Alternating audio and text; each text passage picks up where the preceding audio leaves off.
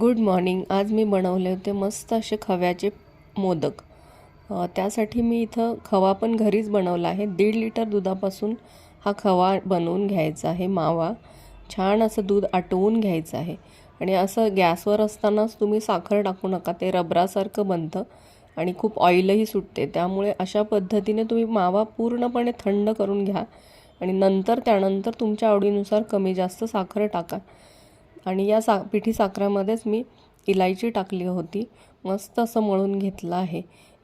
यापासून तुम्ही पेढे किंवा मोदक काहीही बनवू शकता. तेही मस्त प्युअर, ना यात काही भेसळ आहे, ना मिल्क पावडर आहे, ना विकतचा खवा आहे. हा घरगुती खवा आहे.